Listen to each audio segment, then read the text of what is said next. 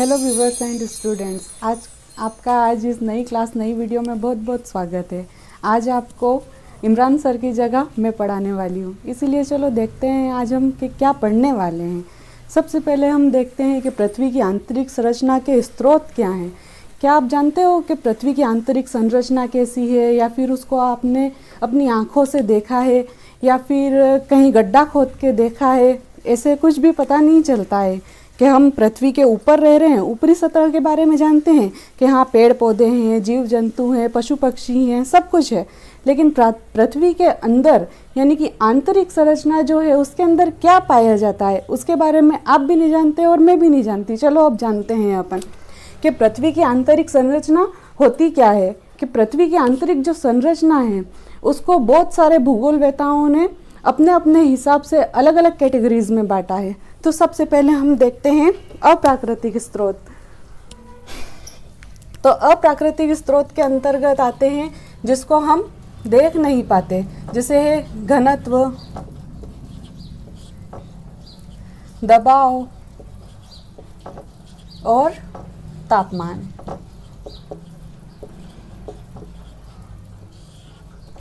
ये आपने James jeans की ज्वारीय परिकल्पना और पृथ्वी की उत्पत्ति के आधार पर जो भी आपने देखा था, उसके अंदर आपको पता है कि एक जो पृथ्वी है उसकी उत्पत्ति किस प्रकार से हुई, उसको हम थर्ड पॉइंट में पढ़ेंगे। लेकिन इसके अंदर भी थोड़ा बहुत हम देख लेते हैं कि घनत्व, दबाव और तापमान पृथ्वी के अंदर किस प्रकार से होता है। ये अगर हम देखें तो ये पृथ्वी है। अब ये भी आप आगे पढ़ोगे, सियाल, सीमा और नीफे। तो इस तरीके से पृथ्वी के इस एक भाग को हमने काट लिया। बहुत सारे भूगोलवेताओं ने काटा है, ये अपनों ने नहीं काटा है। उनके आधार पे ही मैं आपको ये बता रही हूँ। तो इसकी सबसे ऊपरी जो परत है उसको कहते हैं सियाल। सेकंड जो परत है उसको कहते हैं सीमा, और तीसरी जो परत है उसको कहते हैं नीफे। ये कहते हैं, लेकिन इस सियाल जो होता है वो ऊपरी परत है। यहाँ तक हम पहुँच सकते हैं, यहाँ तक हम पहुँच सकते हैं। जो भी समुद्र तल है, पानी जहाँ से निकलता है, हम हैंडपम्प वगैरह, बोरिंग वगैरह करवाते हैं, तो ये सियाल तक हम पहुँच सकते हैं। अब और उससे अगर नीचे जाएंगे तो यहाँ पर हमको मिलेगी पथरीली चट्टानें, जैसे संगमरमर है, और भी लाल पत्थर है, बलुआ पत्थर है। ये सारी परतें जो हैं वो चट्टानें हमको यहाँ पर मिलेगी। लेकिन इस भाग तक आज तक कोई नहीं पहुँच पाया है। क्यों नहीं पहुँच पाया है? क्योंकि ये पृथ्वी का एक भूगर्भ है, और यहाँ पर इन ऊपर वाली परत के अकॉर्डिंग या फिर तुलना में कि नीफे जो है उसके अंदर लिक्विड भरा हुआ रहता है, बहुत सारा लावा भरा हुआ रहता है, जिसको हम भूकंप के आधार पर ही जान सकते हैं। क्योंकि हमने पढ़ा है कि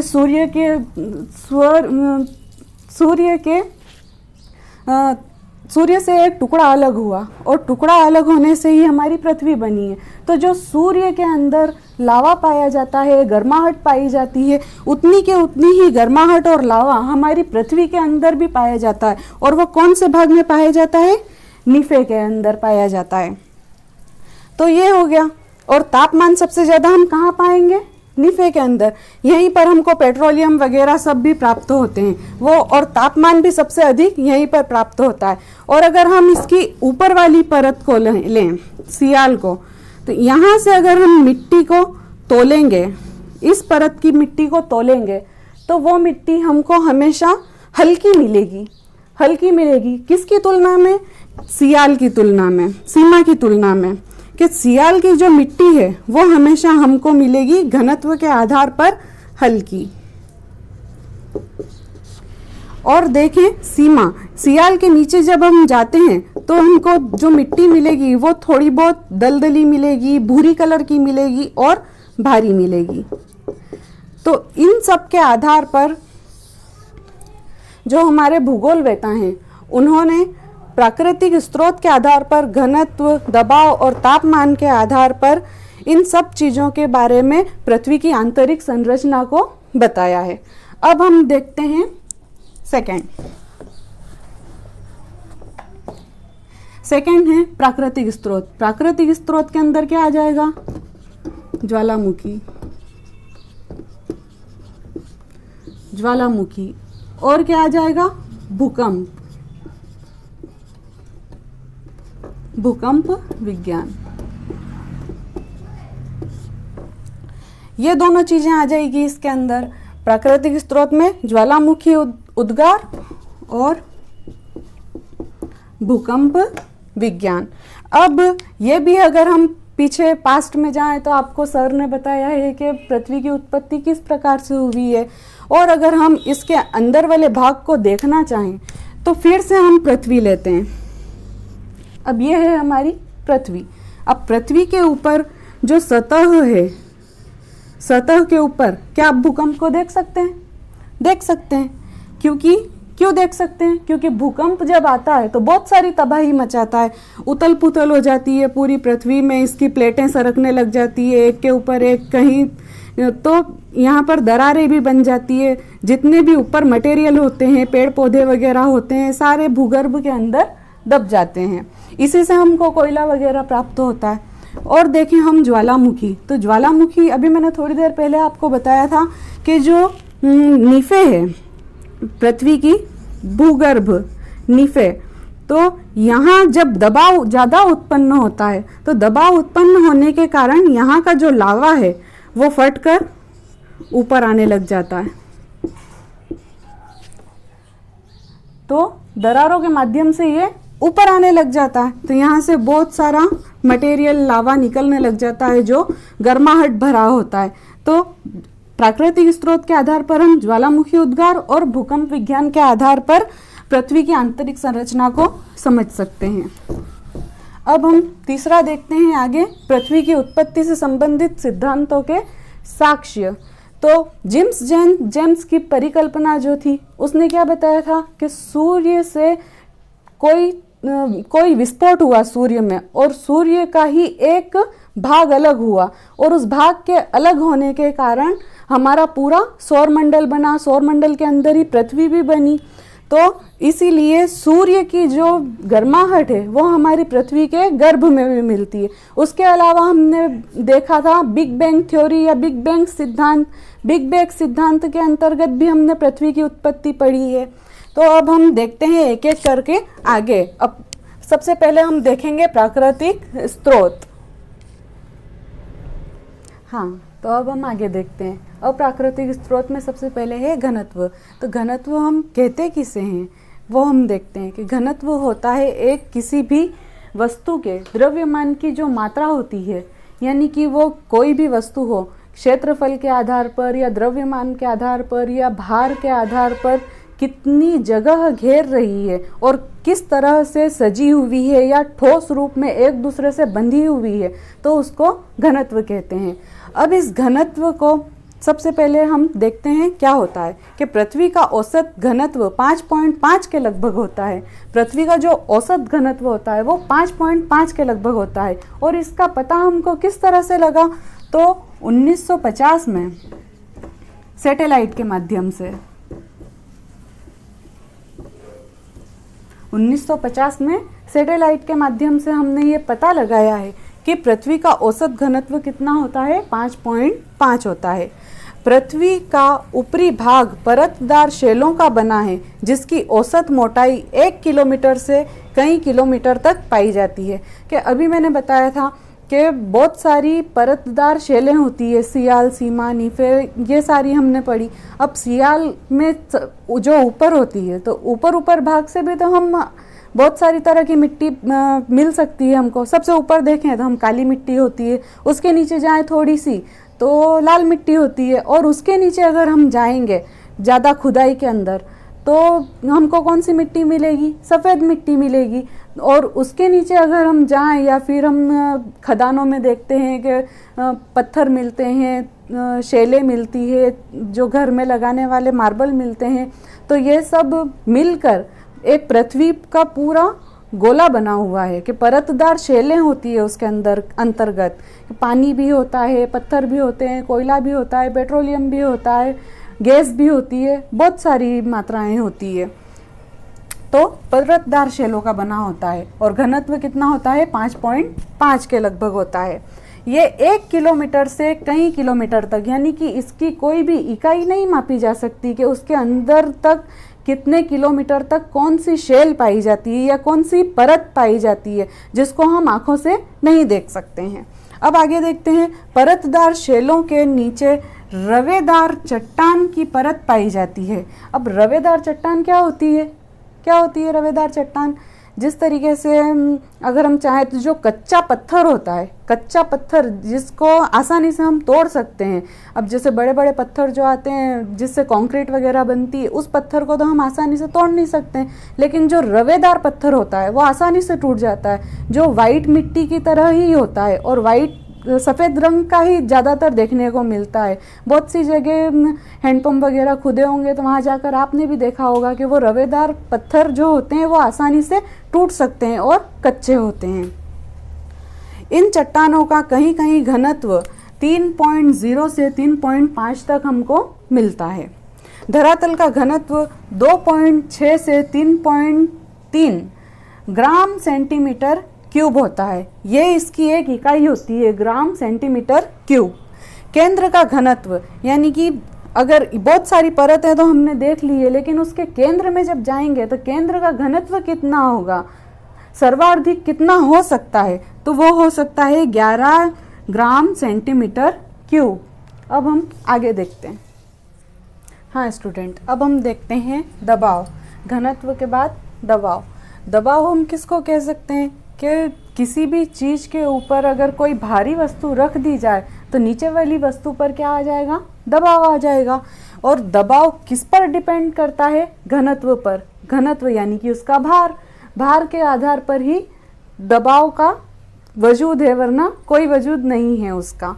अब हम देखते हैं कि पृथ्वी के आंतरिक भाग में निरंतर घनत्व दबाव के कारण ही रहता है।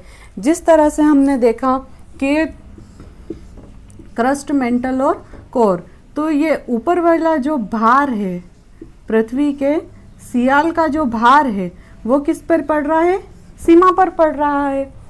और हम अगर इसको घरेलू रूप में देखें, लड़कियां बहुत अच्छे से जानती हैं, लड़के शायद नहीं जानते होंगे, कि एक कुकर लिया हमने, अब उस कुकर के अंदर हमने पानी गर्म किया, पानी को गर्म किया। अब नीचे पृथ्वी में भी तो ऐसा ही है कि नीचे से उसका तापमान इफेक्ट करता है और ऊपर से भार इफेक्ट करता है। तो नीचे से हमने इसको चूल्हे पर रखा तो ये गर्माहट दे रहा है, अब पानी उबल रहा है और उबलने के बाद हमने इसके ऊपर लगा दिया एक ढक्कन। तो ढक्कन उसके भार का काम करेगा, घनत्व का काम करेगा, कि ऊपर से घनत्व भार रह रहा है और अंदर से गर्माहट की वजह से दबाव बन रहा है, तभी तो सीटी ऊंची होगी कुकर की। ठीक है, अब हम आगे देखते हैं, अर्थात घनत्व पर दबाव का असर पड़ता है। घनत्व दबाव पे डिपेंड करता है और दबाव घनत्व पर डिपेंड करता है, दोनों एक दूसरे पर डिपेंड करते हैं। लेकिन आधुनिक प्रयोगों के आधार पर भूगोलवेताओं ने यह प्रमाण दिया है कि प्रत्येक शेल में एक ऐसी सीमा होती है जिसके आगे उसका घनत्व अधिक नहीं होता है। अभी हमने देखा कि 3.0 से 3.5 जो ऊपर वाली परत होती है उसका घनत्व होता है, सियाल का घनत्व होता है। फिर उसके बाद हमने देखा था 3.5 से समथिंग आगे और भी घनत्व होता है, और ज़्यादा से ज़्यादा जो उसका कोर है उसका घनत्व कितना हो सकता है, 11 पॉइंट समथिंग हो सकता है। तो इसी के आधार पर हम देख सकते हैं कि भूगोलवेताओं ने ये बताया है कि जैसे कि ये एक भूपर पट्टी ले ली हमने, अब इसके अंदर ये ऊपर वाली परत और नीचे वाली परत है, एक परत के समाप्त होने के बाद दूसरी परत जो आती है उसके अंदर कहीं ना कहीं ऐसा लेवल आता है कि उसका भार स्थिर हो जाता है, खत्म हो जाता है, उसके आगे नहीं बढ़ पाता है। अब सियाल और सीमा दोनों के बीच में भी एक ऐसी परत है जहां पर सियाल का खत्म होना और सीमा के स्टार्ट होने से वहां पर उसका भार खत्म हो जाता है या फिर वहीं पर स्थित हो जाता है।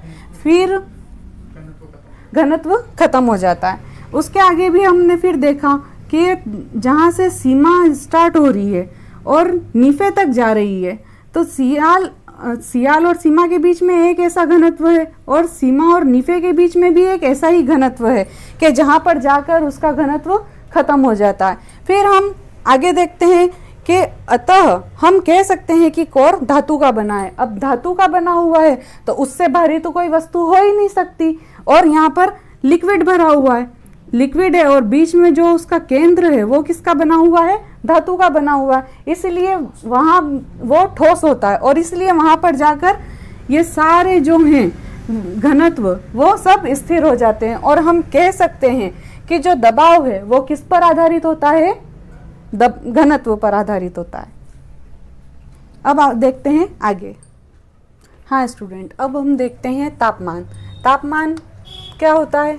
किसी भी वस्तु की गर्माहट या ऊर्जा तापमान कहलाती है। अब तापमान में पृथ्वी की गहराई में जाने पर औसत रूप में तापमान कितने गहराई में जाओगे? 100 मीटर तक जाओगे अगर आप पृथ्वी को खोदोगे। जैसे 60 किलोमीटर या फिर ऐसे 60 मीटर वगैरह में तो पानी आ जाता है इतनी गहराई तक जाने पर, तो वो तो शीतल रहता है, गर्म नहीं रहता है ज़्यादा। इसीलिए 100 मीटर की गहराई में अगर हम जाएंगे तो वहाँ सिर्फ 2 से 3 सेल्सियस की दर से ही, डिग्री सेल्सियस की दर से ही तापमान बढ़ेगा। अगर वास्तविक तापमान अगर आपको जानना है तो आपको कहाँ जाना पड़ेगा? 8 किलोमीटर से आगे जाना पड़ेगा। 8 किलोमीटर तक की गहराई में तो तापमान बढ़ता घटता रहेगा और 2 डिग्री या 3 डिग्री ही बढ़ेगा। अगर उससे ज़्यादा अगर आपको स्थिर रूप में कि हाँ इतने किलोमीटर जाने पर इतना ही तापमान होगा, अगर ये स्थिर रूप में अगर आपको प्राप्त करना है तो 8 किलोमीटर तक की गहराई में जाना पड़ेगा या उससे आगे जाना पड़ेगा। अगर हम 100 किलोमीटर तक की गहराई में जाएं, 100 किलोमीटर तक की गहराई में जाएंगे तो 1100 डिग्री सेल्सियस से 1200 डिग्री सेल्सियस तक हमको तापमान मिलेगा। और अगर 700 किलोमीटर की गहराई में जाएंगे तो 1900 डिग्री सेल्सियस तक हमको तापमान प्राप्त हो सकता है। अब खोद तो दी हमने ज़मीन, चले भी गए अंदर, लेकिन हम इतनी गर्मी बर्दाश्त नहीं कर पाते। ज़्यादा से ज़्यादा 50 डिग्री तक का तापमान हमारे राजस्थान जो है, जैसलमेर ज़िले में अगर हम जाएं तो सबसे ज़्यादा गर्म स्थान वही है। वहाँ 50 डिग्री सेल्सियस तापमान गर्मी का होता है। हम इतनी ही गर्मी बर्दाश्त कर पाएंगे। 100 डिग्री तक तो पानी उबल जाता है और उस उबलते हुए पानी में हम हाथ तक नहीं डाल सकते या फिर उसके पास तक नहीं जा सकते। तो ये तो बहुत दूर की बात है कि 1100 किलोमीटर और 1100 डिग्री सेल्सियस और 1200 डिग्री सेल्सियस तक हम पहुँच पाएँ। और अगर अंतरतम सीमा यानी कि पृथ्वी का जो केंद्र बिंदु होता है उसका गर्माहट या तापमान कितना होता है? 5100 किलोमीटर तक अगर हम जाएंगे तो उसका तापमान 4300 डिग्री सेल्सियस होता है। अब 5100 किलोमीटर यानी कि पृथ्वी के केंद्र में, जो केंद्र होता है पृथ्वी का, अगर हम यहाँ से यहाँ तक की दूरी, यहाँ से यहाँ तक की दूरी, ये दूरी, सारी दूरियों को अगर हम मिला दें तो ये 5100 किलोमीटर तक का ही केंद्र होता है। अगर हम 5100 किलोमीटर खोद के अंदर तक जाएंगे तो उसका केंद्र कितनी दूर होगा? 5100 किलोमीटर दूर, और उसमें तापमान कितना पाया जाएगा? 4300 डिग्री सेल्सियस तक। 4300 डिग्री सेल्सियस जो तापमान है वो हमारी पृथ्वी के गर्भ में पाया जाता है, केंद्र में पाया जाता है, लेकिन सूर्य की सतह पर 4300 डिग्री सेल्सियस तापमान पाया जाता है। अब आप सोचो कि वहाँ पर कितनी गर्माहट होगी। क्या पृथ्वी सूर्य के पास भी जा सकती है?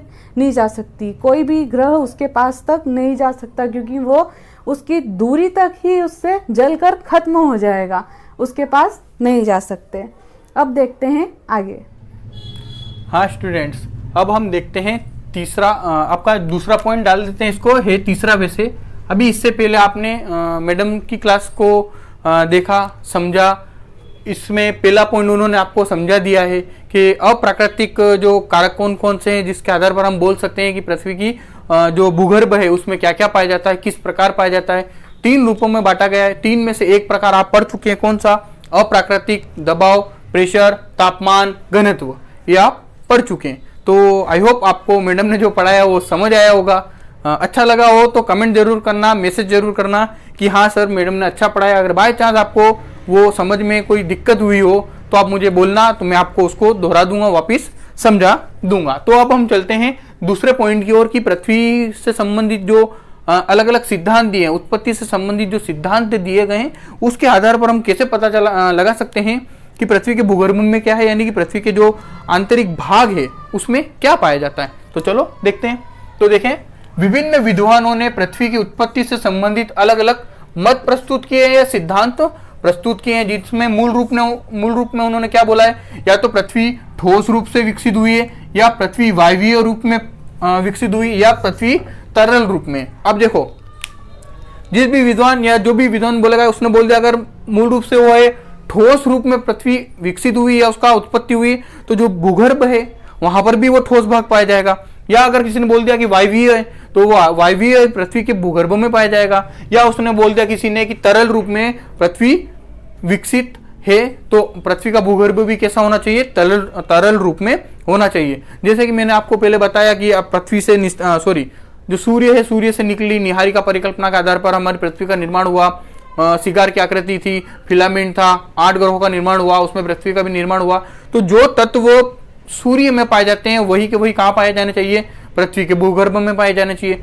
जिस तरह मैंने आपको पेंजिया पेंथलासा बताया था, अमेरिका, यूरो, अफ्रीका का जो तट है एक दूसरे से अलग हुआ, तो मैंने बताया था आपको कि दोनों तटों के पास में एक एक ऐसी जो खूबी है जो दोनों में सेम होगी, तभी हम कह सकते हैं कि इससे अलग हुआ है कि नहीं। तो इसी प्रकार जो उसका मूल रूप है वही उसका केंद्र में भी होना चाहिए, ऐसा माना गया। अब देखो, पहली बात तो ये दिमाग में सेट कर रखना हमेशा कि पृथ्वी भूगोल परिकल्पनाओं पर आधारित है। भूगोल, अब मैंने पहले ही बोल दिया, अभी मैडम ने भी आपको बताया होगा कि हम आंखों से पृथ्वी के भूगर्भ में झांक के नहीं देख सकते, और बिन आंखों देखा हाल हम सुना रहे हैं आपको। किसके आधार पर, सिद्धांतों के आधार पर, दिमागी सोच के आधार पर। पृथ्वी परिकल्पनाओं पर ही भूगोल परिकल्पनाओं पर ही आधारित है। आप जितना इमेजिन करोगे इतना अच्छा भूगोल पढ़ सकते हो, समझ सकते हो। कहीं कहीं सिद्धांत दिए गए हैं प्रैक्टिकली रूप में, लेकिन जो भूगर्भ है, अब इसका तो प्रैक्टिकल हम ये इन ही तथ्यों के आधार पर देने की कोशिश कर रहे हैं। ये सर्वमान्य नहीं माने जाएंगे, ये मान्य है एक रूप में, ठीक है। तो अब कुछ विद्वानों ने बोल दिया कि भाई साहब पृथ्वी ठोस रूप में बनी है, कुछ ने बोल दिया वायवीय रूप में बनी है, कुछ ने बोल दिया तरल रूप में बनी है। अब उसमें कौन कौन से हैं तो देखते हैं। देखो, ग्रहणु परिकल्पना एक विद्वान ने दी थी, उसके आधार पर पृथ्वी का निर्माण ठोस रूप में हुआ है। अब एक ग्रहणु परिकल्पना किसी एक व्यक्ति ने दी है, भूगोलवेत्ता ने दी है, जर्मनी के थे। उन्होंने क्या बोला कि पृथ्वी का उत्पत्ति ठोस रूप में हुई है। अब इन्होंने बोल दिया कि पृथ्वी की उत्पत्ति ठोस रूप में हुई है, तो यानी पृथ्वी का अंतरतम भाग यानी भूमध्य भाग, जो मध्य भाग है यानी कि कोर, सियाल सीमा नीफे बोल सकते हो आप उसको, ठीक है ना। जो कोर भाग है वो कैसा है, ठोस रूप में विकसित हुआ है। क्यों? क्योंकि उन्होंने कहा है कि पृथ्वी की उत्पत्ति ठोस रूप में हुई है। किसने कहा? ग्रहणु परिकल्पना के आधार पर। अगली अपने जो पढ़ चुके हैं हम, ज्वारीय परिकल्पना के आधार पर हमने पढ़ा ही था कि ज्वारीय परिकल्पना के आधार पर जो निसरत लावा था वो निकला, ऊपर भूभाग बना, फिर वो फिलामेंट बना, वो अलग अलग रूप से उसका फिर विखंडन हुआ, फिर इस प्रकार। तो जो ज्वारीय परिकल्पना के आधार पर पृथ्वी की उत्पत्ति क्या बताई थी कि किस प्रकार की पृथ्वी तरल रूप में विकसित हुई। तो जो इसका कोर है वो भी कैसा है, तरल, या अंतरतम भाग किसके आधार पर, ज्वारीय परिकल्पना के आधार पर तरल रूप में है। अगली है लाप्लास महोदय की निहारिका परिकल्पना, ये भी फेमस है। निहारिका परिकल्पना के माध्यम से इन्होंने भी माना है कि पृथ्वी का अंतरतम भाग कैसा है, तरल रूप में विकसित है। और कुछ विद्वान महान विद्वान होते हैं, उन्होंने कहा कि पृथ्वी का आंतरिक भाग गैसीय है। क्या बोला है? गैसीय। तो वो तो जो परिकल्पना है उसे तो नकार दिया गया है, इसलिए मुझे आपको उसको बताने की जरूरत भी नहीं है। जो चीज आपके दिमाग में रहनी चाहिए मैं वही बताने की कोशिश करता हूं। तो जो गैसीय भाग है पृथ्वी का अंतरतम भाग, ये तो हम मान ही नहीं सकते। क्यों? क्योंकि वो ठोस रूप में है कहीं ना कहीं, इसलिए आज हमारी जो ऊपर की सियाल सीमा परतें हैं उसके ऊपर टिकी हुई है, वरना वो अगर गैसीय रूप में होता तो कहीं ना कहीं उथल पुथल हो जाती, ठीक है। तो जो ये मुख्य रूप से दो बातें सामने है, या तो पृथ्वी का भाग अंतर ठोस है या पृथ्वी का आंतरिक भाग तरल है। अब वो तरल भी हो सकता है और ठोस भी हो सकता है। कैसे? अगर वो जटिल पदार्थों से बना है तो वो ठोस है, और अगर वो लावा निर्मित है, अगर लावा ही है अंदर पृथ्वी में, तो वो कैसा है, तरल है। तो इस प्रकार से मतभेद को हटाते हुए विद्वानों ने ये कहा कि पृथ्वी का भाग ठोस भी हो सकता है और तरल भी हो सकता है। अधिक मत ठोस को दिए गए हैं। तो ये था सेकंड आपका पृथ्वी की उत्पत्ति से संबंधित सिद्धांतों के आधार पर। अब जो अगला रहता है तीसरा, यानी कि प्राकृतिक कारक। प्राकृतिक कारक कौन कौन से थे? ज्वालामुखी और भूकंप विज्ञान। दो के आधार पर फिर उसमें आपको पी तरंग, एस तरंग, एल तरंग, प्राइमरी, सेकेंडरी और लैंड वाली तरंगों का भी अध्ययन उसमें कराया जाएगा। तो ये वीडियो थोड़ी लंबी हो जाएगी, तो आई होप मैं ऐसा करता हूं कि उसकी सेकंड नेक्स्ट आपको इसकी सेकंड पार्ट अवेलेबल करवा दूंगा। मैडम का आपको कैसा लगा कमेंट करके जरूर बताना, ठीक है। तो आज थोड़ा एक्सपेरिमेंट किया हमने, एक्सपेरिमेंट आपको कैसा लगा मिलते हैं इसी प्रकार की नेक्स्ट वीडियो में। Thanks for watching.